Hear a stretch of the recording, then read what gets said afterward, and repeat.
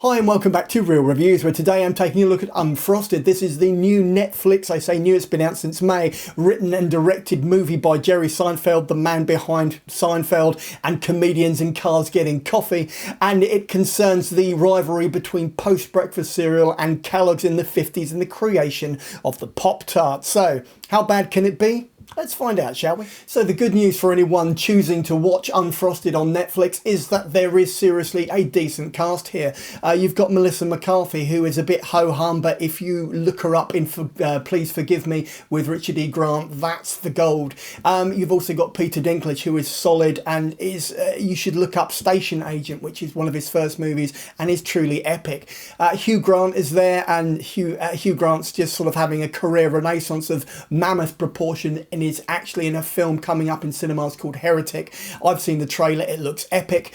And then you've got Jerry Seinfeld himself, who is just an endearing and engaging personality and is a comedy legend. So what possibly could go wrong with a Kellogg's comedy based around a Pop-Tart? Let's dig a bit deeper. So fundamentally, the issue with Unfrosted is that the jokes don't land. They simply don't. And you've got a hugely talented group of people who have all come together. And obviously Seinfeld is, you know, he comes with a certain degree of quality attached to the script. So this is why people have signed on, because they want to work with him. Unfortunately, a lot of the jokes don't land. The best thing about this movie are the two kids who spend most of their time in a dumpster rooting through the garbage from the Post and the Kellogg's factories, and they're just eating offcuts from, and this is the thing, and James Marsden is in there for some reason, and Dinklage is giving it his best, and Hamm is there sort of doing a Mad Men ripoff, which is epic,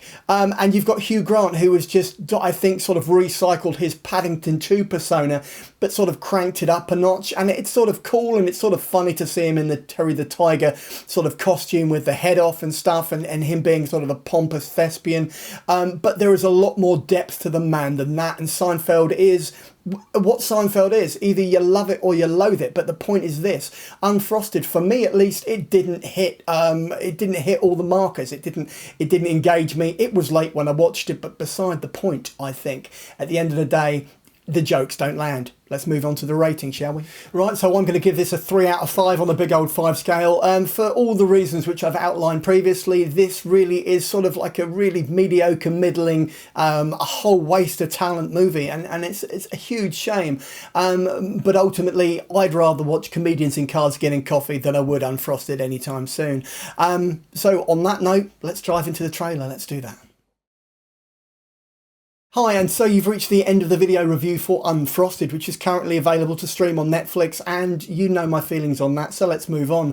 This is the bit where I go, if you've liked the video, then give me a thumbs up. Failing that, you can always drop something in the comments below and I will respond. And finally, you can always just subscribe so that every Tuesday and every Saturday when I finally drop one of these videos, you can just pop in and watch or listen to as much or as little as you like, and then go about your day. In the meantime, check out the rest of the channel and maybe pop over to my Patreon page. Take care. Cheers. Bye.